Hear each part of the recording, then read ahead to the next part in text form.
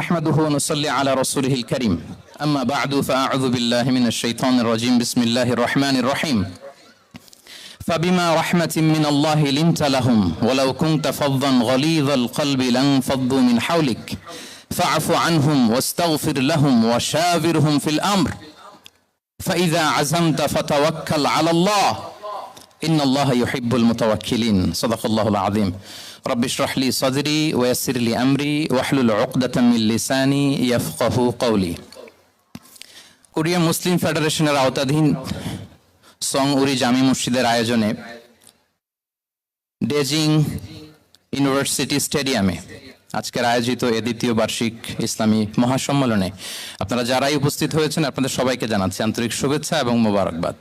আহলান ওয়া সাহলান ওয়া মারহাবান বিকুম ফি হাযাল লিকা আত-তাইয়িব আল মুবারাক। শুরুতে আমরা আল্লাহ রাব্বুল ইজ্জা ওয়াল জালালের দরবারে শুকরিয়া জ্ঞাপন করছি যে আল্লাহ তাআলা এত চমৎকার একটি পরিবেশে আমাদের প্রিয় মাতৃভূমি বাংলাদেশ থেকে হাজার হাজার কিলোমিটার দূরে দক্ষিণ কোরিয়ার এই ইউনিভার্সিটির এই স্টেডিয়ামে কিছু দিনই কথা শুনবার জন্য আমাদেরকে আসার বসার সুযোগ করে দিয়েছেন। আমরা সবাই পড়ে নিচ্ছি কালিমাতুশ শুকর আলহামদুলিল্লাহ।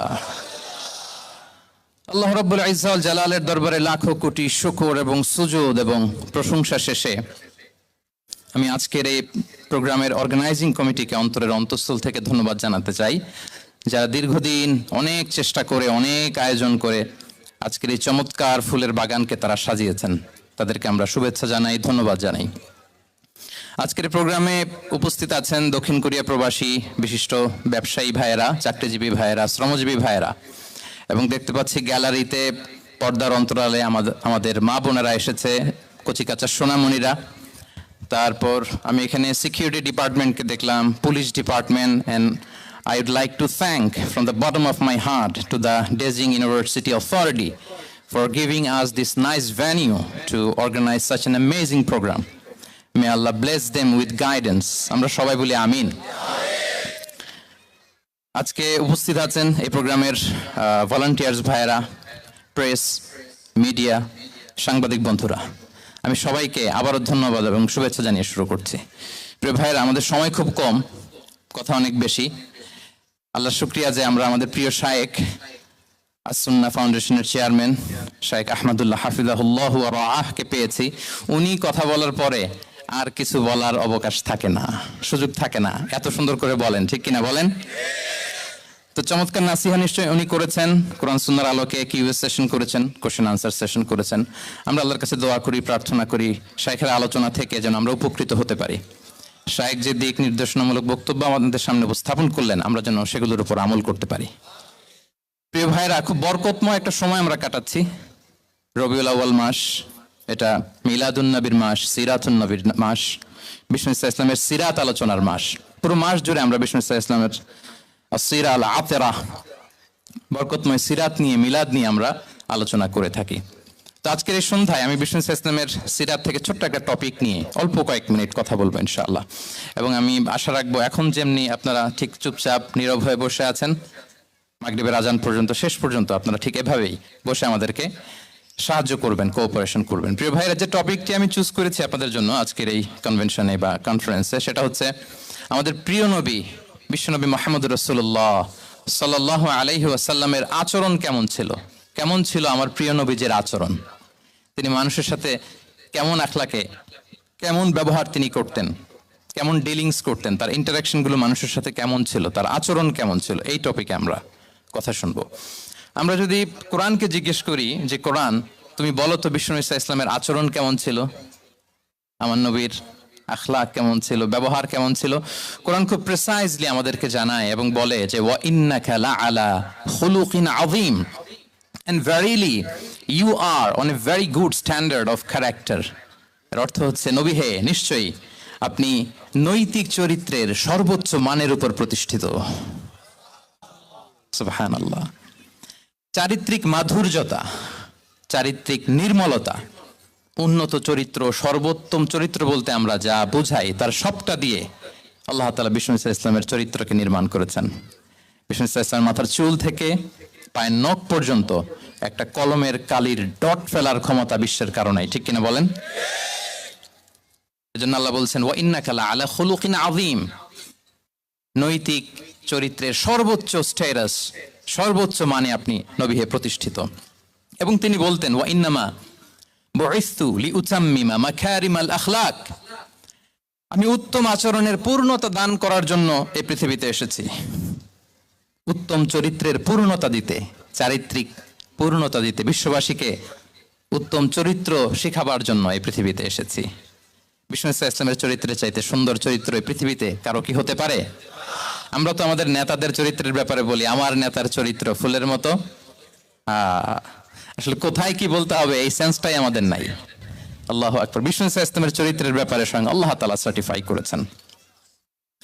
এবং আম্মা জান আয়েশা রাদিয়াল্লাহু তাআলা আনহাকে যখন জিজ্ঞেস করা হতো যে, হে আম্মা, আপনি বলেন তো আমাদের নবীজির চরিত্র কেমন ছিল, কাইফা কানা খুলুক রাসূলিল্লাহ, কেমন ছিল নবীর চরিত্র, সাহাবারা বড্ড আগ্রহ নিয়ে জিজ্ঞেস করতেন। তো আম্মা জান আয়েশা বলেছেন, কানা খুলুকুহু আল কোরআন, বিষ্ণু ইসলামের চরিত্র ছিল কোরআনই চরিত্র। কোরআনে যা করতে বলা হয়েছে, যা করতে বারণ করা হয়েছে, তা প্র্যাকটিক্যালি বিশ্বনবীর জীবনে সেটা করে দেখানো হয়েছে। এবং তিনি বলতেন, ইনদামা রাসূলুল্লাহ সাল্লাল্লাহু আলাইহি ওয়াসাল্লাম ইয়ামশি আলাল আরদ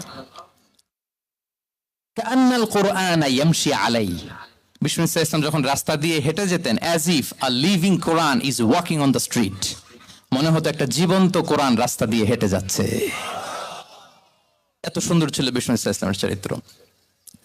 উনি যে নিজেই উত্তম আচরণের ছিলেন তাই নয়, তিনি সর্বোত্তম আচরণ যেন আমরা অর্জন করি এটার ব্যাপারে গুরুত্ব আরোপ করেছেন। রাসূল সাল্লাল্লাহু আলাইহি ওয়াসাল্লামকে জিজ্ঞেস করা হলো, নবী হে, কোন জিনিস মানুষকে সবচেয়ে বেশি আল্লাহর জান্নাতে প্রবেশ করাবে? সুইলা রাসূলুল্লাহ সাল্লাল্লাহু আলাইহি ওয়াসাল্লাম আন আকসারি মা ইউদখিলুন নাস আল জান্নাহ, জিজ্ঞেস করা হলো, নবী, কোন জিনিস মানুষকে বেশি জান্নাতে ঢুকাবে? বিষ্ণু বললেন, তাকওয়াল্লাহ ওয়া হুসনুল খুলুক, এক হচ্ছে আল্লাহর ভয়, আরেক হচ্ছে সুন্দর আচরণ। সুবহানাল্লাহ। তাহলে এই হাদিস থেকে বুঝলাম, যারা বেশি নামাজ পড়বে তারা বেশি জান্নাতে ঢুকবে নাকি? নামাজ পড়তে পড়তে যারা কপাল কালো করে ফেলছে এরা ঢুকবে না? যারা হজ করতে করতে বড় হাজী সাহেব হয়েছে, জিকির করতে করতে হাতে 3-4টা তাসবিহ রেখেছে, তাদের কথা বলা হয়েছে। এগুলো নিঃসন্দেহে অনেক বড় আমল, কিন্তু সবচাইতে বেশি জান্নাতে প্রবেশ করাবে যে আমল, বিষ্ণু বললেন, এক হচ্ছে আল্লাহর ভয়, আরেক হচ্ছে সর্বোত্তম আচরণ। প্রিয় ভাইরা, ইসলামের মেজাজটাকে চিনে নেন, ইসলামের এসেন্সটাকে বুঝে নেন। আমরা ভালো আচরণকে গুরুত্ব দিতে চাই না।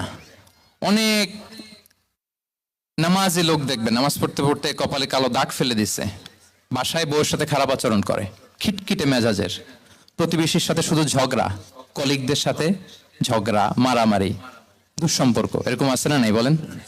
আছে না? কিন্তু নামাজি, অনেক বড় হাজি, একদিনও কোরআন তেলাওয়াত মিস হয় না। তো এত ইবাদত করেও সে ইসলামের আসল এসেন্সটাকে ধরতে পারে নাই। বিষ্ণু বললেন, সবচেয়ে বেশি জান্নাতে প্রবেশ করাবে যে দুটি আমল, একটি হচ্ছে তাকওয়াল্লাহ, আল্লাহর ভয়, আরেকটি হচ্ছে উত্তম আচরণ, সর্বোত্তম আচরণ। তো আমরা যেন উত্তম আচরণের অধিকারী হই, আমার স্ত্রীর সাথে যেন ভালো আচরণ করি, প্রতিবেশীর সাথে যেন ভালো আচরণ করি, ছেলে মেয়েদের সাথে যেন আমাদের অ্যাটিটিউডটা ভালো থাকে, আচরণটা ভালো থাকে, কলিগের সাথে যেন ভালো থাকে। বিশ্বনবীর আচরণ যেমন ছিল তেমন আচরণ যেন আমরা গড়ে তুলতে পারি। আওয়াজ করে পড়ুন আমিন। সুনানে আবু দাউদের এক বর্ণনা, বিষ্ণু ইসলাম বলেন, খুব চমৎকার একটি হাদিস, মনোযোগ দিয়ে শুনুন। তিনি বলেন, আনা যাঈমুন বিবাইতিন ফি রাবাদিল জান্নাতি লিমান তারাকাল মিরাআ ওয়া ইন কানা মুহিক্কান, আমি ওই ব্যক্তিকে জান্নাতের আঙ্গিনায় একটা ঘরের গ্যারান্টি দেই যে ব্যক্তি তর্ক করার সময় নিজে হক এটা জেনেও সে তর্ক থামিয়ে দেয়। অনেক সময় হয় না, অনেকে পায়ে পাড়া দিয়ে ঝগড়া করতে আসে, এরকম আছে না নাই? আপনি চুপচাপ দেখবেন একটা বাজে কমেন্টস করতেছে, আবার কমেন্টের নিচে কমেন্ট, আবার গালি, হ্যাঁ আছে না এরকম? বিষ্ণু বলেন, নিজে হক এটা জানার পরেও আর যাতে তর্ক না বাড়ে, যে তর্ক থামিয়ে দেয় জান্নাতের আঙ্গিনায়, তাকে আমি একটা ঘরের গ্যারান্টি দেই। ওয়াবিবাইতিন ফি ওয়াসাতিল জান্নাতি লিমান তারাকাল কাযিবা ওয়া ইন কানা মাযিহান, আর ওই ব্যক্তিকে আমি জান্নাতের মাঝখানে একটা ঘরের গ্যারান্টি দেই যে ব্যক্তি কৌতুক করার সময়ও মিথ্যা পরিহার করে। করতেছে কৌতুক, ফান করতেছে আর কি, হি ইজ কিডিং, ফান করে, কৌতুক করে, কিন্তু কৌতুকের সময়ও সে মিথ্যা বলে না।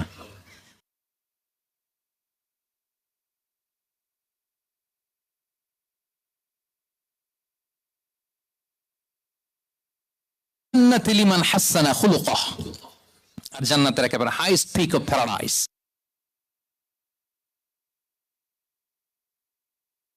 ব্যক্তিকে দেই যে তার আচরণটা সুন্দর করেছে।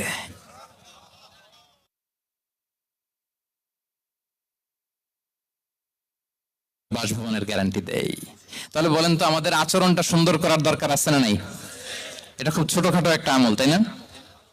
কথা বলেন দক্ষিণ কোরিয়া প্রবাসী ভাইয়েরা, আওয়াজ করে বলেন, এটা কি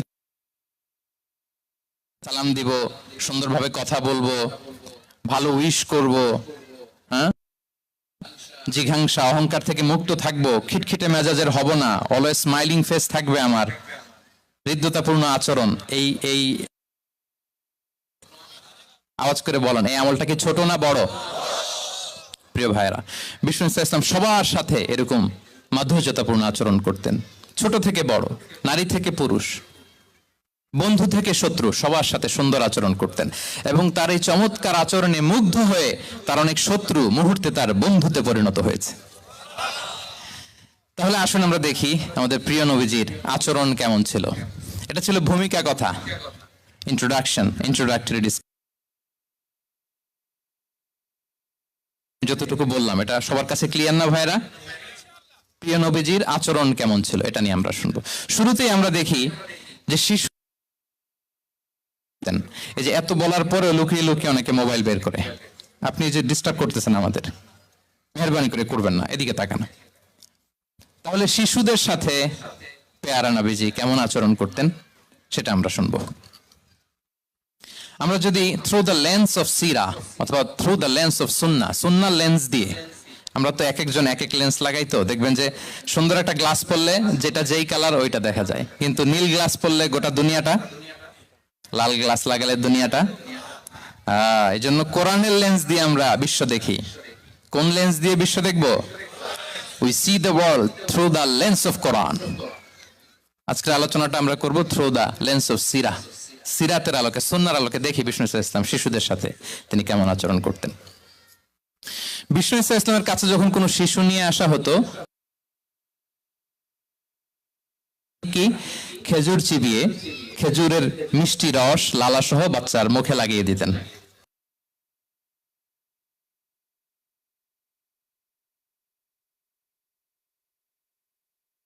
খেজুর চিবিয়ে এর রসটা মুখে ঢুকিয়ে দিয়েছে, বারাকা জন্য আসতো ছোট্ট বাচ্চাদেরকে নিয়ে। মদিনায় যখন সাহাবারা হিজরত করলেন মক্কা থেকে, মুসলিমদের ঘরে সন্তান সন্ততি নাই, বাচ্চা কাচ্চা হয় না। ইহুদিরা টিটকারি করে, এই তো মুসলমানদের সন্তান নাই।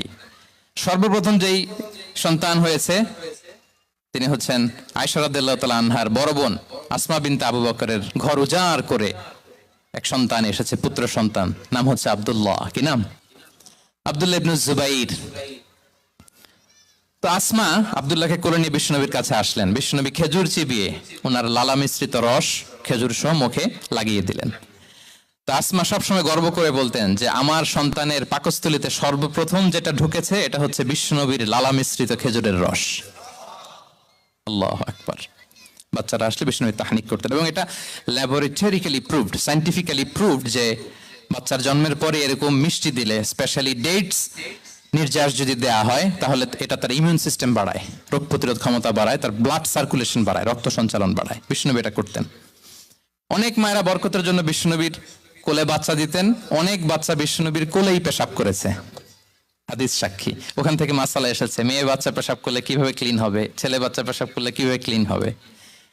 বিশ্বনবী কোলে নিয়েছেন, পেশাব করে দিছে ভরায়া। আল্লাহু আকবার। বাচ্চাদের মাথায় তিনি হাত বুলিয়ে দিতেন।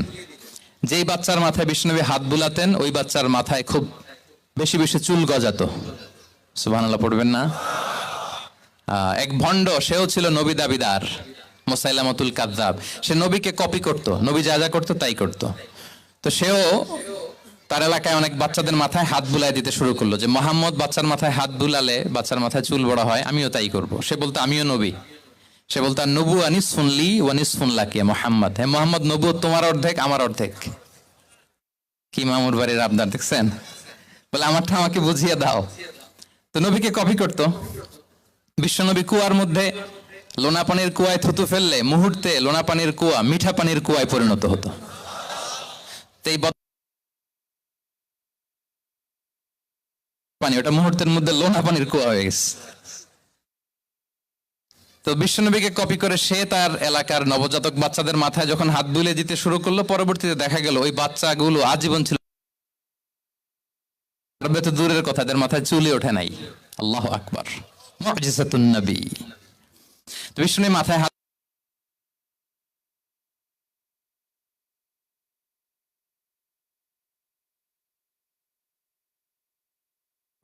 মাঝে মাঝে বাচ্চাদের সাথে মজা করতেন, তাদের সাথে খেলাধুলা করতেন, বাসার করবেন ছেলেমেয়েদেরকে নিয়ে খেলতে নেমে যাবেন।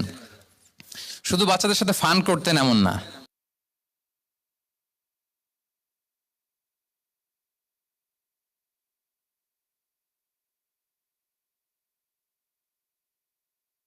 বিসমিল্লাহ বলো, কুলবি আমিনিক, বা হাতে নয় ডান হাতে খাও, বা খুল মিম্মা ইয়ালিক, আর এদিক সেদিক থেকে নয়, তোমার সামনে যেটা আছে ওইটা খাও। সুবহানাল্লাহ। শুধরে দিতেন। সাদাকার খেজুরের স্তূপ ছিল, জাকাতের খেজুর। হাসান রাদিয়াল্লাহু তাআলা আনহু, বিষ্ণু ইসলামের দৌহিত্র, ছোট্ট মানুষ, হাঁটতে হাঁটতে যে খেজুরের স্তূপের দিকে খেজুর নিয়ে খেলতে যায়, হঠাৎ একটা খেজুর খেতে, থামো থামো, ওয়াক, থু থু। আমরা নেই, নানা ভাই রাখো রাখো রাখো। আলা তাআলাম ইন্না লা নাকুলু সাদাকা, নানা ভাই তুমি জানো না আমরা হাশমি খানদানের, আমরা সাদাকার মাল খেতে পারি না, আঙ্গুল ঢুকি।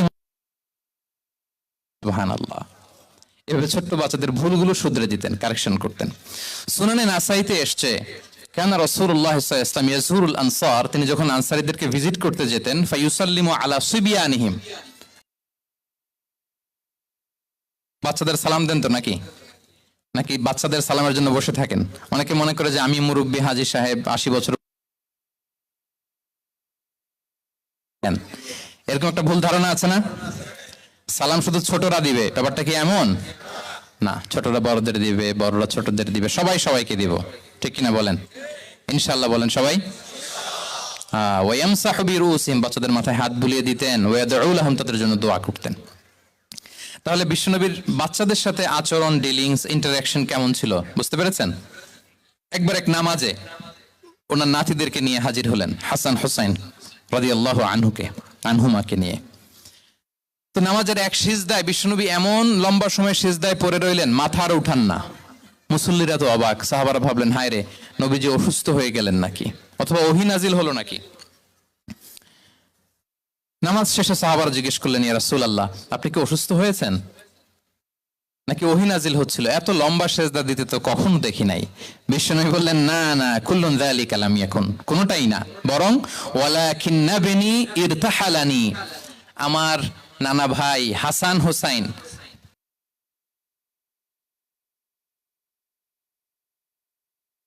ইয়াকদিয়া হাজাতা, তাদের ডিস্টার্ব হবে, এজন্য সিজদায় পড়েছিলাম। যতক্ষণ তাদের পিঠে উঠে খেলতে মনে চেয়েছে, তারা সিজদা থেকে মাথা উঁচু করে দাঁড়িয়েছি। কি কনসিডারেশন ছিল! আল্লাহ বিহামদি। কিন্তু আমরা কাঁধে নিয়ে খেলবো তো দূরের কথা, আমরা অনেকে বাচ্চাদেরকে মসজিদে দেখলেই রেগে যাই, আছে না নাই? অনেক মুরব্বীরা আছে মসজিদে বাচ্চা দেখতে পারে না, দেখবেন খিটখিটে মেজাজের হয়ে যায়, রিয়্যাক্ট করে।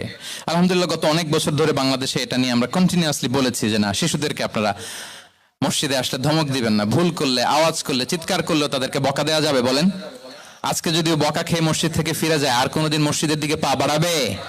ও যাবে ক্লাবে, হ্যাঁ, ও যাবে গানের কনসার্টে, আর ফেরাতে পারবেন মসজিদে? আর আসবে না। খবরদার, আপনার একটা ধমকের কারণে মসজিদমুখী কোনো শিশু যেন অন্যদিকে না যায়। বুঝাবেন যে আব্বু, এটা আমাদের ইবাদত গাহ, পবিত্র জায়গা, এখানে দুষ্টামি করতে হয় না, আওয়াজ করতে হয় না, আল্লাহ তোমাকে অনেক গুনাহ দিবে। গুনার ভয় দেখালে কিন্তু বাচ্চারা আর দুষ্টামি করে না, দেখবেন, ঠিক কিনা বলেন? এই সেন্সটা তাদের আছে, এভাবে বুঝাবেন। মুসনাদে আহমদ একটা হাদিস এসছে, বিষ্ণু ইসলাম ওনার চাচাতো ভাইদেরকে নিয়ে দৌড় প্রতিযোগিতা করাতেন, লাইন ধরে দাঁড় করাতেন, আর বলতেন, মান সাবাকা ইলাইয়া ফালাহু কাদা ওয়া কাদা, সবাই দাঁড়াও, দেখি কে কার আগে আমাকে দৌড়ে ধরতে পারে, যে ধরতে পারবে তাকে পুরস্কার দিব। আল্লাহু আকবার। এবং বিশ্বনবীর এই কথা শুনে সবাই দৌড়ে যে বিশ্বনবীর ঘাড়ের উপর উঠতো, বুকের উপর উঠতো, ঝাঁপিয়ে পড়তো। বিশ্বনবী সবাইকে ধরে আগলে নিতেন, প্রত্যেকের গালে চুমু খেতেন। পড়েন সুবহানাল্লাহ। এই ছিল শিশুদের প্রতি বিষ্ণু ইসা ইসলামের আচরণ। তো আমরা এরকম আচরণ করি কিনা? আমাদের আচরণটা আমাদের বাচ্চা, আমাদের আত্মীয় স্বজনের ছোট ছেলে মেয়ে, আমরা কোথাও শিশুদেরকে যদি দেখি, আমরা তাদের সাথে কিভাবে আচরণ করি একটু মিলিয়ে নিন। কার আচরণ কেমন, এরকম করেন কিনা আমি আর জিজ্ঞেস করতে চাইলাম না, জাস্ট আস্ক ইউরসেলফ, নিজেকে জিজ্ঞেস করুন যে আমরা আমাদের বাচ্চাদের সাথে এরকম আচরণ করি কিনা। তাহলে প্রথম পয়েন্টটা ক্লিয়ার, শিশুদের সাথে বিষ্ণু ইসা ইসলামের কেমন আচরণ ছিল। এটা কি আপনাদের কাছে ক্লিয়ার হয়েছে প্রিয় ভাইরা? আপনাদের কষ্ট হচ্ছে না? হ্যাঁ, শেষ করে দিব? আরো কয়েক মিনিট শুনবেন তো? হ্যাঁ, ইনশাআল্লাহ পড়ুন সবাই। আচ্ছা, শিশুদের পার্ট শেষ, এবার দেখি বয়স্কদের সাথে, অ্যাডাল্টদের সাথে বিষ্ণু ইসা ইসলামের আচরণ কেমন ছিল, বড়দের সাথে কেমন আচরণ করতেন আমরা। আসুন দেখি। সাহাবারা তো সবচাইতে বেশি বিশ্বনবীর সঙ্গ পেয়েছেন, তাই না? বিশ্বনবীর সবচাইতে বেশি সঙ্গ পেয়েছেন কারা? আওয়াজ করে বলুন ক্লাসের মতো, কারা? সাহাবারা সবচাইতে বেশি সঙ্গ পেয়েছেন। তাদের সাথে কেমন আচরণ ছিল? যে আয়াতটি দিয়ে আমি শুরু করেছি, আল্লাহ বলেছেন ফাবিমা রাহমাতিম মিনাল্লাহি লিনতা লাহুম ওয়ালাউ কুনতা ফাযযান গালিযাল কলবি লানফাদ্দু মিন হাওলিক। সাহাবারা বিশ্বনবীর এত ভালোবাসা পেয়েছেন, এত সুন্দর আচরণ পেয়েছেন, তারা বিশ্বনবীকে সব সময় আগলে রাখতে চাইতেন, ঘিরে থাকতে চাইতেন, তার সঙ্গ ছাড়তে চাইতেন না। পড়েন সুবহানাল্লাহ। সবসময় ঘিরে রাখতে চাইতেন। বাসায় ভাল লাগে না, বিশ্বনবীর কাছে চলে যেতেন। ওয়াইফের সাথে মনোমালিন্য, নবীর দরবারে চলে যেতেন। এমনকি কোন সাহাবীর পেটে যদি ক্ষুধা লাগতো, ঘরে খাবার না থাকতো, তারা বিশ্বনবীর কাছে চলে যেতেন। তারা বলতেন নবীর চেহারার দিকে তাকিয়ে থাকলেই আমাদের ক্ষুধা মিটে যেত। আগলে রাখতেন সবসময় বিষ্ণু ইসা ইসলামকে। আর সবসময় বিষ্ণু ইসা ইসলাম একটা স্মাইলিং ফেস নিয়ে তাদের সাথে কথা বলতেন, মুচকি হাসবেন। বিষ্ণু বলেন তাবাসসুমুকা ফি ওয়াজহি আখিকা সাদাকা, you smile to your brother, it's a charity. তোমার ভাইয়ের দিকে তাকিয়ে তুমি যে মুচকি হাসো, এটা সাদাকা দেওয়ার সওয়াব কামিয়ে ফেলো তুমি। এবং সাহাবারা বলতেন মা রাআইতু আহাদান আকসারা তাবাসসুমান মিন রাসূলিল্লাহ সাল্লাল্লাহু আলাইহি সাল্লাম। বিশ্বনবীর চাইতে বেশি কাউকে আমরা কোনোদিন মুচকি হাসি দিতে দেখিনি। মুচকি হাসেন তো আপনারা? তো গোমরা মুখ করে হাসেন, হাসেন, মুচকি হাসেন, হাসবেন। হাসতে পয়সা লাগে? হ্যাঁ, কত অন লাগে বলেন মুচকি হাসি দিতে? হ্যাঁ, আচ্ছা, লাগে। গোমরা করে রাখবো কেন? আমরা কি করব? মুচকি হাসবো। রাজি আছেন? দেখবেন যিনি মুচকি হাসে তাকে সবাই পছন্দ করে, আর যিনি গোমরা মুখ থাকে তার দেখতে ভালো লাগে। আমার ভালো লাগে না, আপনাদের লাগে? লাগে? লাগে না?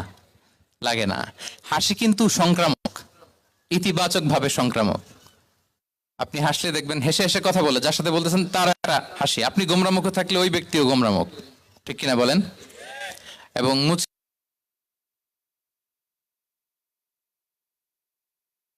মোবাইল মোবাইল বন্ধ করবেন। এই যে খুব দায়িত্বশীলতার সাথে উনি মুচকি হেসে হেসে ভিডিও করতেছে।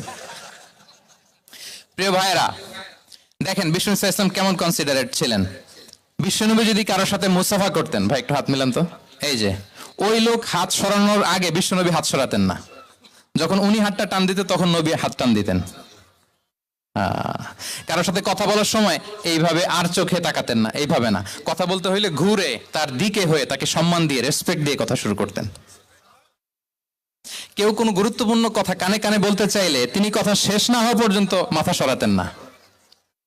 সুবহানাল্লাহ, আসতে বলেন। আল্লাহু আকবার, আল্লাহু আকবার। একটু মিলিয়ে নেই, আসলে কি আমরা পারি এত চমৎকার আচরণ উপহার দিতে? আল্লাহ, কতটা কনসিডারেট ছিলেন দেখেন। এক বেদুইন, অক্ষর জ্ঞানহীন মানুষ, সভ্যতার ছোঁয়া তার মধ্যে লাগেনি।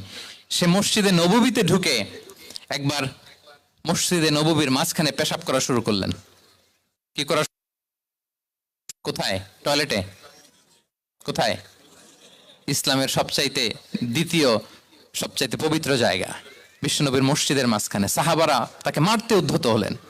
বিশ্বনবী বললেন দাও, থামো থামো, এই থামো থামো।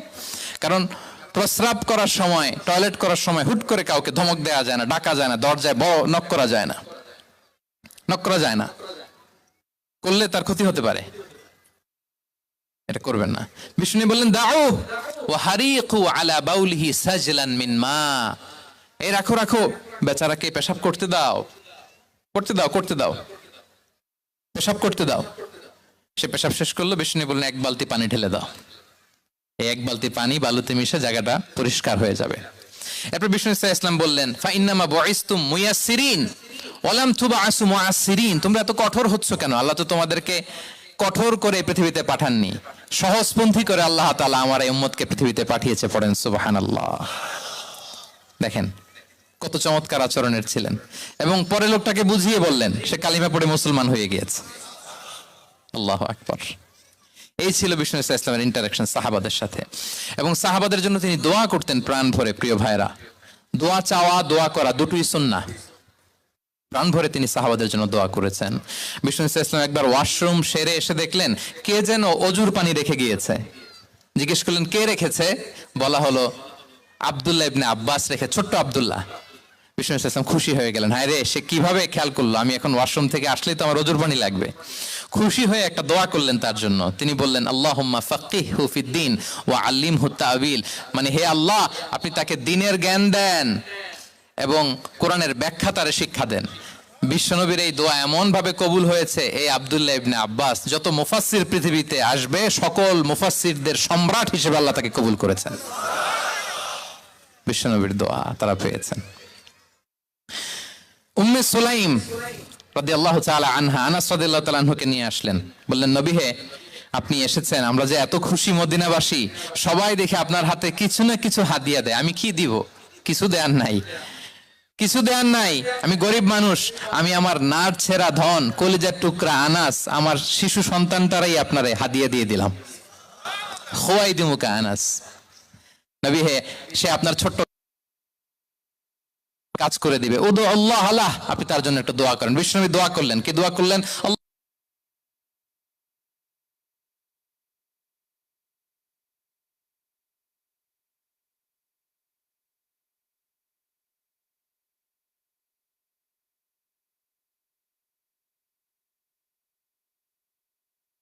বছরে 2 বার। আর ওনার সর্বসাকুল্যে ছেলে মেয়ে ছিল, কোন বর্ণনায় 78 জন, কোন বর্ণনায় 80 জন। কথা বলেন, আপনার পুরো গোষ্ঠীতে 80 জন আছে? ওনার শুধু ছেলে মেয়ে, একজনের ছেলে মেয়ে কয়জন? 80 জন। বিশ্বনবীর দোয়া, কি ইন্টারেকশন!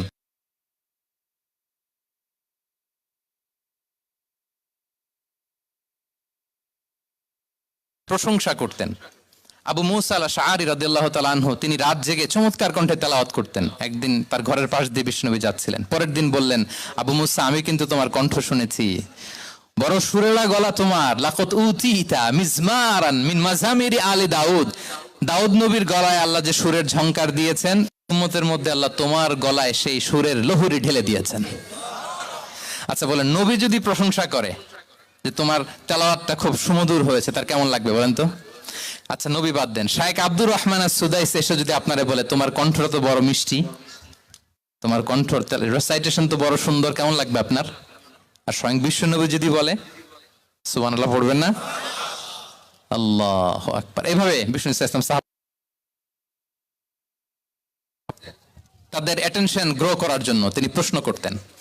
একবার বলেন দেখি, কে বলতে পারে ইন্না মিনাশ শাজারি শাজারা লা ইয়াসকুতু ওয়ারাকুহা মাসালুহা মাসালুল মুমিন, একটা গাছ আছে, এই গাছের পাতা ঝরে না, এর দৃষ্টান্ত মুমিনের দৃষ্টান্ত। কে পারো দেখি? কোন সাহাবী পারে না, কারণ তারা ভাবতেছিল দূরের ওই সিরিয়ার কোন গাছ হবে, অমুক জায়গার মরুভূমির গাছ হবে, ঘরের পাশে যে খেজুর গাছ ওইটা আর কেউ হবে না। ভাবছে প্রশ্ন যেহেতু করছে, এত সহজ উত্তর হইলে তো প্রশ্ন করার কথা ছিল না।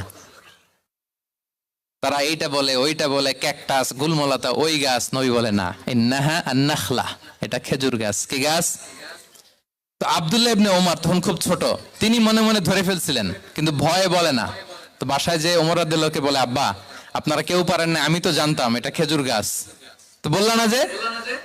আব্দুল্লাহ বলে, আপনি পারেন না, অন্যান্য সাহাবারা বাচ্চা ছাড়া কেউ পারে না, আমি কেমনে কই? ওমর রাদিয়াল্লাহু বললেন, আজকে যদি তুমি বলতে পারতে লাল উট পেলে আরবরা যে যত খুশি হয়, আমি তার চেয়েও বেশি খুশি হয়ে যেতাম। নবীর সামনে আমার বুকটা এত বড় হয়ে যেত। আল্লাহু আকবার। দেখেন, প্রশ্ন ছুড়ে দিয়ে মনোযোগ আকর্ষণ করতেন সাহাবাদের, রসিকতা করতেন মাঝে মাঝে।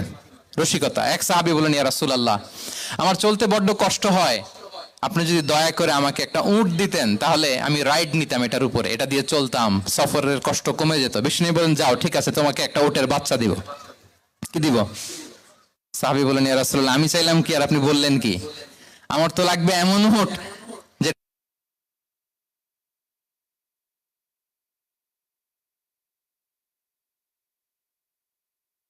দেখেন কি রসিকতা, কি সেন্স অফ হিউমার, সুবহানাল্লাহ। সাহাবীদের সাথে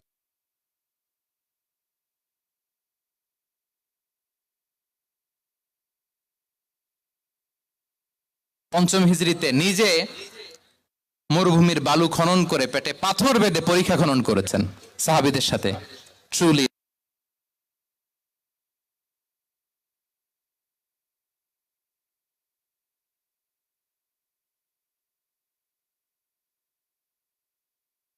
কেন শুনবো?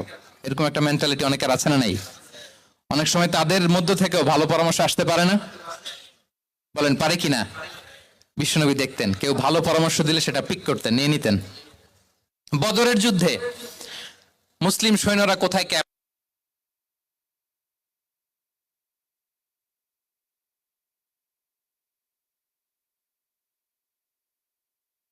এই যে আপনি ক্যাম্প স্থাপন করলেন এখানে, এটাকে আল্লাহর আদেশে না আপনার ইচ্ছায়? নবী বললেন, আমার সিলেকশন ঠিক হয় নাই। তাহলে কোথায়? হাব্বাব বললেন, ইয়া রাসূলুল্লাহ, ওই যে কূপ দেখা যায় ওখানে।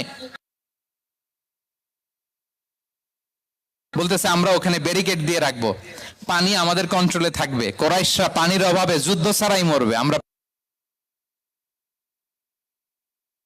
কথা মেনে নিলেন, বলে যে না, আমি যে ডিসিশন দিয়েছি সৈন্যদের মধ্যে আবার ছড়িয়ে দাও, we should change our location.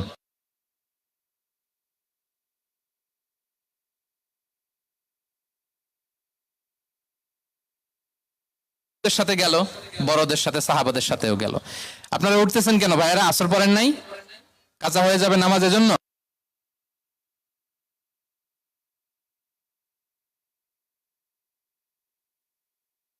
গিয়েছে আল্লাহ। আচ্ছা, 3 নম্বরে স্টাফের সাথে কর্ম ছিল, সিরাতে এসেছে। সবার কথা তো বলা যাবে না, একজনের কথা বলি, আনাস রাদিয়াল্লাহু তাআলা আনহুর কথা। একটা ওয়াজ করতে যে আমি বললাম, আনাস নামটা কেমন লাগে? কারণ অনেকে বাচ্চা নিয়ে এসে বলে, হুজুর নাম রেখে দেন। তাই আমি বললাম, আজকে এখানে নাম দিয়ে দেই আনাস। এই বছর এই লক্ষ্মীপুরে যত বাচ্চা হবে যাদের মনে চায় আনাস রেখে দিয়েন।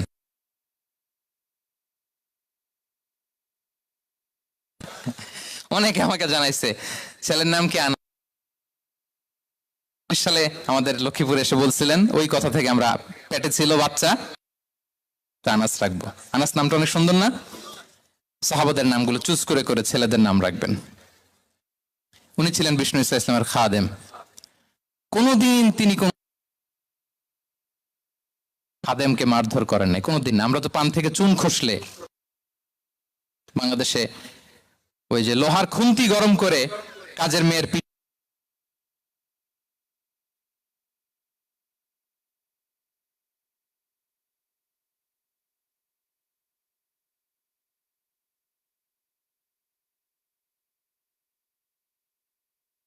তার বউ তার ব্যাপারে কি বলে, তার স্ত্রী।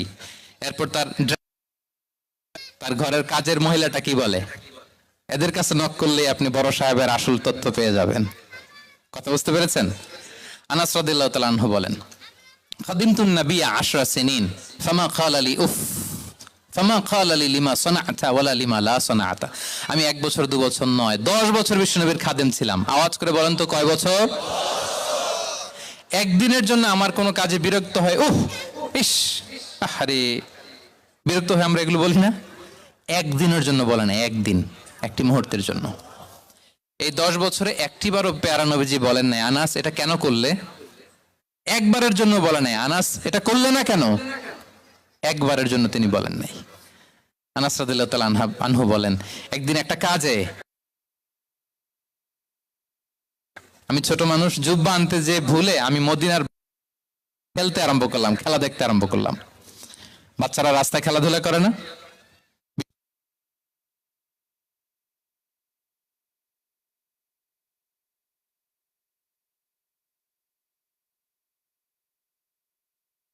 বিষ্ণু ভাবলেন, হাই রে, আনাস মনে ভুলে গেছে, যাই নিজের কাজ নিজেই করে নিয়ে আসি। বিষ্ণু বেরোলেন, বেরোই দেখে ওই তো আনাস, আমার আনাস বাচ্চাদের সাথে খেলা দেখতেছে। আমরা হইলে কি করতাম? আমরা হইলে কি? মায়ের, ওই যে ডাইরেক্ট মায়ের। আল্লাহ, আজকে তোর একদিন কি আমার একদিন না। বিষ্ণু গেলেন, তিনিও বাচ্চাদের সাথে খেলা দেখতে শুরু করলেন, কিছুই বললেন না, শুধু আলতো হাতে আনাসের পিঠে হাত রাখলেন, ঘাড়ে আলতো হাতে। বিষ্ণুনবীর হাতটা রেশমের চেয়েও সফট ছিল। হাত রাখলেন, হাত রাখাতে আনাস রাদিয়াল্লাহু তাআলা আনহু ফানাযারতু ইলাই, তিনি বললেন আমি পিছনের দিকে তাকালাম, বিষ্ণুনবীর দিকে আমি তাকালাম, হঠাৎ করে দেখলাম যে বিষ্ণুনবী। তাকানোর পর পর আমি ভয় পেয়ে গেলাম, কিন্তু বিষ্ণু সাল্লাল্লাহু আলাইহি ওয়াসাল্লাম ধমকও দেয় নাই, কিরে আনাস তুই এখানে, এটাও বলে নাই। তাকালাম, ওয়া হুয়া ইয়াদহাক, তিনি একটা মুচকি হাসি দিলেন। বললেন, আনাস তোমাকে না কাজে পাঠিয়েছিলাম, এখানে কেন? আনাস বলে, ইয়া রাসূলুল্লাহ ক্ষমা করে দেন, আমি যাচ্ছি। আনাস বলে, বিশ্বনবীর সেদিনের মুচকি হাসির শাসন মরার আগের দিন পর্যন্ত আমার এই সোজা রাস্তায় রেখেছে। ভাইরা আমার, শাসন করতে জানলে পিট্টি দেয়া লাগে না, ধমক দেয়া লাগে না, মার দেয়া লাগে না। শাসন করতে জানলে একটা মুচকি হাসি দিয়ে শাসন করা যায়, ঠিক কিনা বলেন? তাহলে কর্মচারীর সাথে তার আচরণ কেমন ছিল আমরা জানলাম। এবার জানবো স্ত্রীর সাথে আচরণ। স্ত্রী, যার সাথে আমার সম্পর্ক খুবই গভীর, খুবই মজবুত, তার সাথে কেমন আচরণ ছিল। সিরাতে অনেক কথা এসেছে, আমাদের সময় নেই, সংক্ষেপে বলি। স্ত্রীদের তিনি আগে সালাম দিতেন, মসজিদ থেকে ঘরে পৌঁছে দিতেন, ঘরের কাজে সহযোগিতা করতেন, ওঠে ওঠার সময় হেল্প করতেন, মাঝে মাঝে স্ত্রীদের পরামর্শও নিতেন। আপনারা এগুলো করেন তো? করেন? এই যে আওয়াজ নাই, পেছনে কিন্তু ভাবিরা বসে আছে সবাই। উল্টা পাল্টা বললে এখানে উইটনেস আছে, খবর আছে আজকে। এগুলো করেন? করেন? হ্যাঁ, করতে হবে, করতে হবে। বিষ্ণু সাল্লাল্লাহু আলাইহি ওয়াসাল্লাম নিজ হাতে ঘরে উটের দুধ দহন করতেন, রুটি সেকা দিতেন, কাপড় সেলাই করতেন, এই কাজগুলো করতেন। এবং আম্মা জান আয়েশা রাদিয়াল্লাহু তাআলা আনহাকে এত ভালোবাসতেন, তিনি বলেন, আমি গোশত খেয়ে ওইটার হাড্ডিটা রেখে দিলে বিশ্বনবী আমার খাওয়া হাড্ডিটা নিয়ে আবার চষতে শুরু করতেন। আমি গ্লাসের যেখান দিয়ে পানি খেতাম, পেয়ালার খুঁজে খুঁজে বিশ্বনবী ওই জায়গায় ঠোঁট লাগিয়ে পানি খেতেন। মাইমুনা রাদিয়াল্লাহু তাআলা আনহা বলেন যে আমি আর বিশ্বনবী এক বালতি থেকে মগ দিয়ে পানি নিয়ে দুজনে গোসল করেছি। সুবহানাল্লাহ, একটু আস্তে বলেন। আল্লাহু আকবার, কি চমৎকার আচরণ। এবং স্ত্রীদের নিয়ে তিনি সফর করতে বেরোতেন। একবার রাত্রিবেলা বিষ্ণু সাল্লাল্লাহু আলাইহি ওয়াসাল্লাম এবং আম্মা জান আয়েশা রাদিয়াল্লাহু তাআলা আনহা, বিষ্ণু বলেন চলো তো আমরা একটু দৌড় দেই, এক্সারসাইজ হয়ে যাবে। দুইজনে দৌড় দিলেন। তখন আম্মা জান আয়েশা রাদিয়াল্লাহু তাআলা আনহা একটু স্লিম ছিলেন, তো দৌড়ে বিশ্বনবী পিছিয়ে পড়ে গেলেন, আম্মা জান আয়েশা ফার্স্ট হয়ে গেলেন, আগে চলে গেলেন। বড্ড খুশি, উনি বিশ্বনবীকে হারিয়েছেন। আবার অনেক বছর পরে, তখন সময়ের ব্যবধানে আম্মা জান আয়েশা একটু হেলদি হয়ে গিয়েছেন, আগের মতো আর চিকন নেই। আবার বিশ্বনবী কোনো এক রাতে বললেন, আয়েশা চলো আজকেও একটু এক্সারসাইজ করি, দৌড় দেই।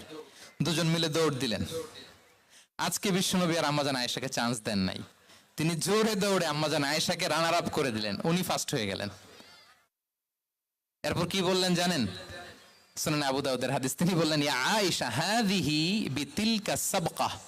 দেখেন, বিশ্বনবী মনে রাখছেন, নোটে রাখছেন। বিষ্ণু বললেন, আয়েশা ওই যে এত বছর আগে কোন এক রাতে মরুভূমিতে দৌড়ে আমাকে হারাইছিলা, আজকে ওইটার বদলা নিয়ে নিলাম। তিলকা সাবকা, ওইটার বিনিময়ে এটা। ওই দিন তুমি জিতছিলা, আজকে তোমার উপর আমি জিতে গেলাম। আল্লাহু আকবার। কি হৃদ্যতা ছিল, কি সম্পর্ক ছিল স্ত্রীর সাথে। তাই বলে মনে করবেন না যে কোনো মনোমালিন্য হতো না, হতো। মানবিক যে ব্যাপারগুলো, মাঝে মাঝে একটু ছোটখাটো মিষ্টি ঝগড়া, একটু মনোমালিন্য, এটাও হতো। এবং বিশ্বনবী এটাও টের পেতেন, তিনি বলতেন, আয়েশা ইন্নী লা আ'লামু ইযা কুনতি আলাইয়া গাদবা ওয়া ইযা কুনতি আলাইয়া রাদিয়া। আয়েশা, কখন তুমি আমার উপর রেগে থাকো আর কখন খুশি থাকো, সবটাই কিন্তু আমি টের পাই। আম্মা জান আয়েশা অবাক হলেন, কি করে টের পান?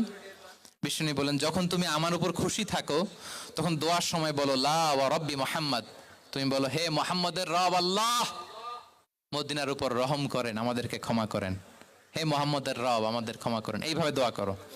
আর যখন তুমি রেগে থাকো তখন আমার নামটা মুখ দিয়ে নিতে চাও না, তখন তুমি দোয়াতে বলো লা ওয়া রব্বি ইব্রাহিম, হে ইব্রাহিমের আল্লাহ, হে ইব্রাহিম নবীর খোদা আমাদের মাফ করো। তখন তুমি আমার নাম নাও না, কৌশলে আমার নামটা বাদ দাও। আমার জান আয়েশা বলেন, ইয়া রাসূলুল্লাহ মা আহজুরু ইল্লা ইসমাক, নবী হে আমি তো আপনার নামটাই শুধু মুখ থেকে বাদ দেই, আমার হৃদয় থেকে তো কখনো আপনারে বাদ দিতে পারি না। এটা ঠিক, তখন রেগে থাকে আপনার নামটা মুখে নেই না, কিন্তু হৃদয় থেকে তো আপনাকে সরাতে পারি না। সুবহানাল্লাহ। এই ছিল বিষ্ণুর সাথে স্ত্রীদের সম্পর্ক। প্রিয় ভাইরা, আমরা যদি একটু দেখি প্রতিবেশীর সাথে কেমন আচরণ করতেন নেইবার। বিষ্ণু বলতেন, মান কানা ইউমিনু বিল্লাহি ওয়াল ইয়াউমিল আখিরি ফালইউকরিম দাইফাহ, যে আল্লাহ বিশ্বাস করে, আখিরাতে বিশ্বাস করে, সে যেন প্রতিবেশীকে সম্মান করে। এবং একবার আবু যার আল গিফারি রাদিয়াল্লাহু তাআলা আনহুকে বিষ্ণু ইসা ইসলাম বললেন, আবু যার ইদা তাবাখতা মারাকান ফাআকসির মাআহ, হে আবু যার তুমি যদি কখনো ঝোল তরকারি রান্না করো, ঝোলের তরকারি খাইছেন? আপনাদের সাউথ কোরিয়াতে তো বিখ্যাত একটা ঝোলের তরকারি আছে, কি নাম জানো? মাছের ম্যাগি বাগা, মেয়ংথাং। আমরা একটা শব্দ শিখছিলাম, কি যেন বলে, খামসা হামনিদা। কয়েকটা শব্দ শিখাই দিছে ভাইরা আমাকে। তো এই যে নামটা বললাম, ঝোলের মধ্যে ট্যাংরা মাছ, শিং মাছ ঝোল দেয়া একটা তরকারি।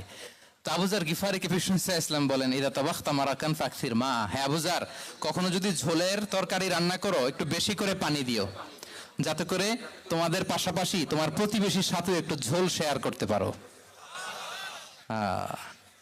প্রতিবেশীকে এত গুরুত্ব দিতেন। তিনি বলতেন, লাইসাল মুমিন আল্লাযী ইয়াশবা ওয়া জারুহু জাইউন ইলা জামবে, সে মুমিন নয় যে পেট পুরে খায় আর তার প্রতিবেশী না খেয়ে রাত যাপন করে, সে মুমিন নয়। দেখেন প্রতিবেশীকে কত গুরুত্ব তিনি দিয়েছেন। বিশ্বনবীর এক ইহুদি প্রতিবেশী ছিল। কোন ধর্মের? সবাই বলেননি, একসাথে আওয়াজ করে বলেন, কোন ধর্মের প্রতিবেশী? ওই ইহুদির এক ছেলে বিশ্বনবীর কিছু কাজ করে দিতেন। অনেকদিন হলো ছেলেটা আসে না, ছোট্ট ইহুদি ছেলে, মোবাইল বন্ধ, ছোট্ট ইহুদি ছেলে আসে না। খোঁজ নিলেন, শুনলেন সে অসুস্থ। শুনলেন ইহুদি ছোট্ট ছেলেটা কি? বিশ্বনবী দেখতে গেলেন। মুসলিম শিশুকে দেখতে গেলেন নাকি? কোন ধর্মের শিশু? তার মানে আপনার প্রতিবেশী যদি হিন্দু হয়, বৌদ্ধ হয়, খ্রিস্টান হয়, দ্যাট ডাজন্ট ম্যাটার, আপনি তার বিপদে আপদে পাশে থাকবেন। এটাই ইসলামের শিক্ষা, ঠিক কিনা বলেন? এই যে আপনাদের এখানে বুদ্ধিস্ট নেইবার আছে, হিন্দু নেইবার আছে, খ্রিস্টান নেইবার আছে, তারা বিপদে পড়লে তো আপনার যাওয়ার দরকার নাই না? যাবেন, খোঁজ খবর নিবেন, ভিজিট করবেন, পাশে দাঁড়াবেন।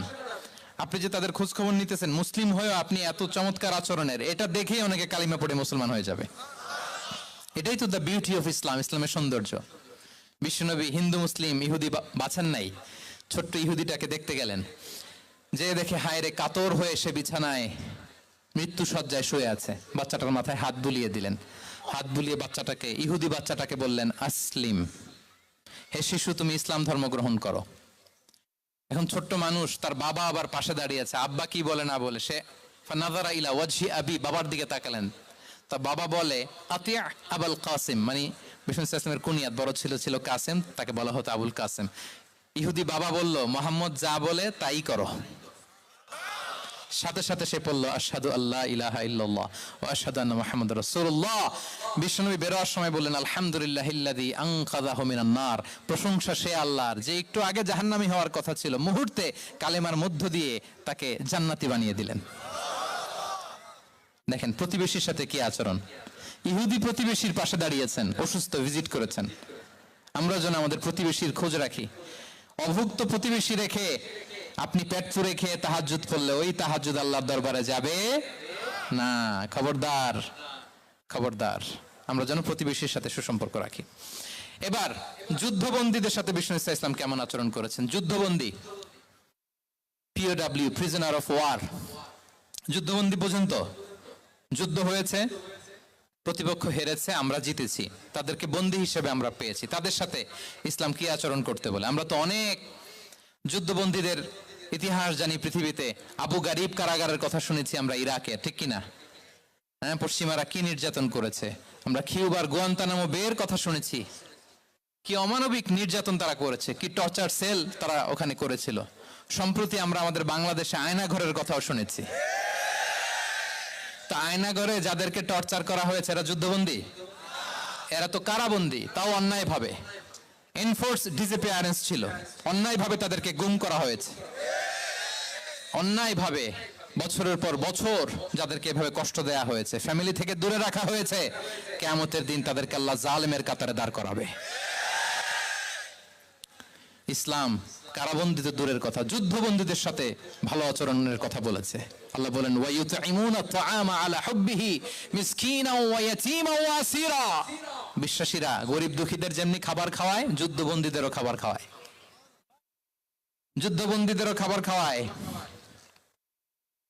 এবং বিষ্ণু বলেছেন, ইস্তাউসু বিল উসারা খায়রা, যুদ্ধবন্দীদের সাথে তোমরা ভালো আচরণ করো। বদরের যুদ্ধে 70 জন বন্দী হয়ে আসলো। বিশ্বনবী 70 জনকে সাহাবাদের মধ্যে ভাগ করে দিলেন।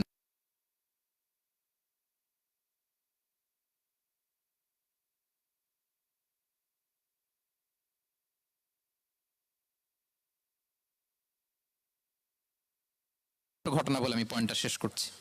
ইয়ামামার বড় যুদ্ধবন্দী হয়ে মদিনায় আসলেন, নাম সুমামা ইবনে উসাল। নাম কি? কি নাম?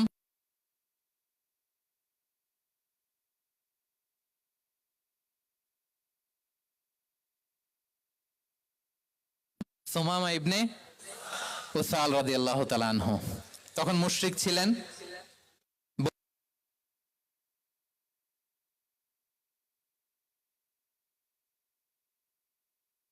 ইবনে উসাল রাদিয়াল্লাহু তাআলা আনহু বন্দী হয়ে আসলেন। খুব চমৎকার ঘটনা, খেয়াল করে শুনুন, আর 2-1 মিনিট আলোচনা শেষ করে দিবে। এদিকে তাকান। সুমামা, আহাদা বাক্য পড়ো, আমাদের ভাই হয়ে যাবা, তোমার সেফটি সিকিউরিটির দায়িত্ব। 3 দিন ধরে লাগাতার যখন ইসলামকে প্রেজেন্টেশন শেষ,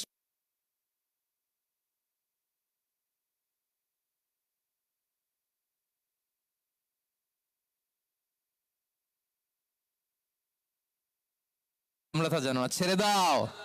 সুমামাকে ছেড়ে দেয়া হলো। সুমামা বের হলেন মসজিদ থেকে, ফিরে তার ভূখণ্ড, তার এলাকা,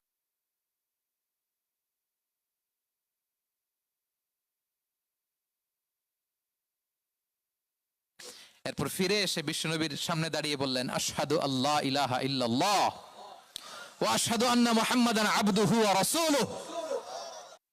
আমি সাক্ষ্য দিচ্ছি আল্লাহ ছাড়া কোনো ইলাহ নেই, আপনি আল্লাহর প্রেরিত রাসূল। আপনি আমাকে উমরার অনুমতি দিন। তিনি লিখে দিলেন। এই প্রথম কেউ মুসলিমদের মধ্যে উমরা করেছেন, তালবিয়া পড়তে পড়তে, লাব্বাইক আল্লাহুম্মা লাব্বাইক পড়তে পড়তে। উমরা করা শেষে ইয়ামামা থেকে গম আসতো মক্কায়, ওই গম পিষে রুটি বানিয়ে মক্কাবাসী খেয়ে বেঁচে থাকতো। উনি ঘোষণা দিলেন, মুহাম্মাদের অনুমতি ছাড়া ইয়ামামার একটি গমের দানা আজ থেকে মক্কায় পৌঁছবে না। সুবহানাল্লাহ পড়বেন না? এই যে আমেরিকা যে ইকোনমিক স্যাংশন দেয়, এটা শিখছে সুমামা উমামা ইবনে উসাল রাদিয়াল্লাহু তাআলা আনহুর কাছ থেকে। আল্লাহু আকবার। তিনি বললেন, একটা গমের দানা পচবে না মক্কাবাসীতে, ওনারা আর রুটি খেতে পারে না। গমের দাম বেড়ে গেল। বিষ্ণুর কাছে চিঠি লিখে পাঠালেন, হে মোহাম্মদ, তুমি যদি উমামারে না বলো আমরা না খেয়ে মরবো। পরে বিশ্বনবীর হস্তক্ষেপের মধ্য দিয়ে আবার ইয়ামামা থেকে গম আসা শুরু হয়েছে। সুবহানাল্লাহ পড়েন। প্রিয় ভাইয়েরা, তাহলে বন্দীদের সাথে, যুদ্ধবন্দীদের সাথে বিশ্বনবীর আচরণ কেমন ছিল টের পেয়েছেন? অনুধাবন করতে পেরেছেন? কষ্ট হচ্ছে আপনাদের? মাগরিবের সময় হয়ে গেছে, শেষ করে দিব আর 5 মিনিট। জি, মাগরিবের সময় হয়ে গেছে, আমরা এখনই শেষ করছি। প্রিয় ভাইয়েরা, ভিক্ষুকের সাথে তিনি কি আচরণ করতেন দেখেন। বিশ্বনবী, আর 2-1 মিনিট মিস করবেন না, এই 2-3 মিনিট এদিক সেদিক তাকাবেন না। ভিক্ষুকের সাথে কি আচরণ? বিশ্বনবী কখনো না বলতে পারতেন না। কেউ হাত পাতলে কি বলতে পারতেন না? পারতেন না। এক ভিক্ষুক এসে বলে, এই মোহাম্মদ দাও, তোমার কাছে কি আছে দাও। নবী তখন চাদর পরা ছিলেন, চাদর ধরে এমন জোরে টান দিছেন বিশ্বনবীর ঘাড়ের চামড়া এখানে ছিঁড়ে গেছে, চামড়ায় দাগ পড়ে গেছে। বিশ্বনবী তার দিকে তাকিয়ে, ওই যে মুচকি হাসির ম্যাজিক, আবার মুচকি হাসি দিয়ে বললেন, যাও তাকে কিছু দিয়ে দাও। সুবহানাল্লাহ পড়বেন না? আচ্ছা, ভিক্ষা করতে আইসা যদি আপনার জুব্বা ধরে টান মারে, জামার কলার ধরে টান মারে, এই দে, কি করবেন বলেন? ওই যে মায়ের, মানে ডানে ভাই আর কোনো সলিউশন নাই, খালি মায়ের, আইজো মায়ের খাইলো মায়ের। দেখেন, ভিক্ষা করতে এসে জামা ধরে টান দিয়ে ঘাড়ের চামড়ায় এখানে দাগ ফেলে দিয়েছে, কিন্তু বিশ্বনবী হাসি দিয়ে সলিউশন করলেন। সুবহানাল্লাহ পড়েন। শত্রুদের সাথে তিনি কেমন আচরণ করেছেন? আল্লাহ আল্লাহ আল্লাহ আল্লাহ। তায়েফের ময়দানে রক্তাক্ত হয়েছেন, রক্তাক্ত। পাহাড় রক্ষী ফেরেশতারা বলে, নবী আপনাকে রক্তাক্ত করেছে? তায়েফে কেন গেছিলেন বিশ্বনবী? জমির বায়না করতে না?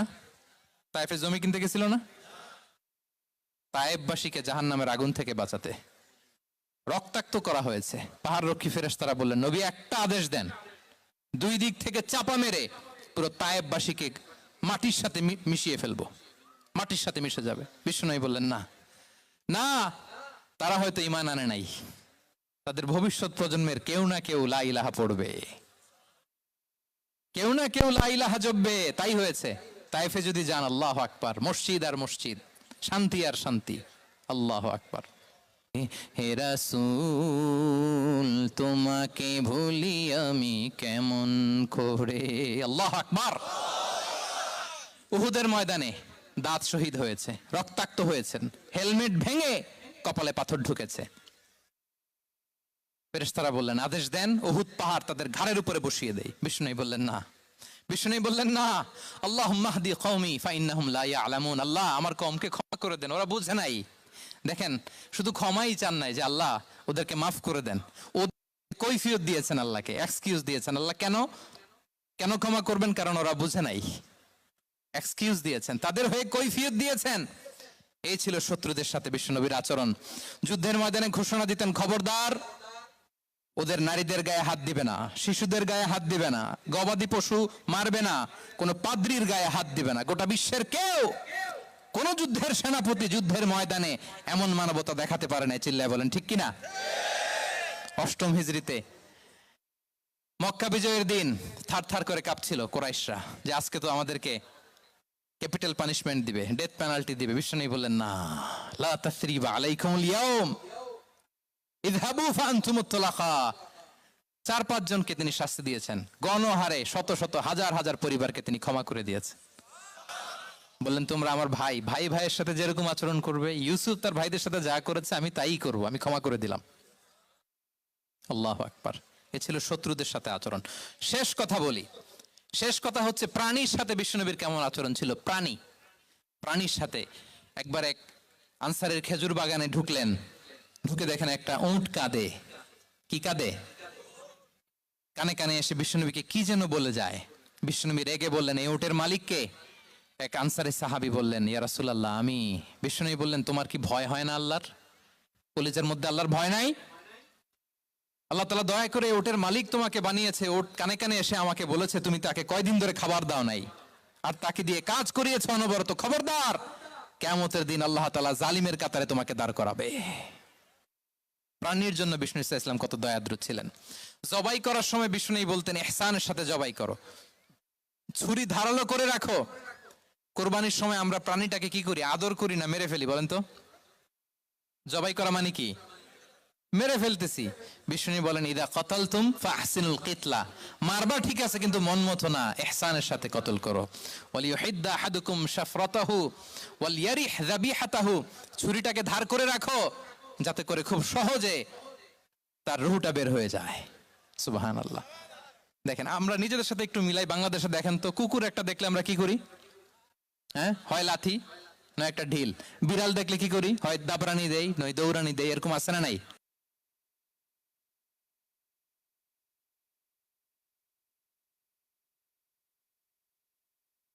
একটা হাঁসের বাচ্চা বাঁচানোর জন্য, একটা সাপের বাচ্চা বাঁচানোর জন্য, আর আমরা পাখির মতো মানুষকে গুলি করে মারি।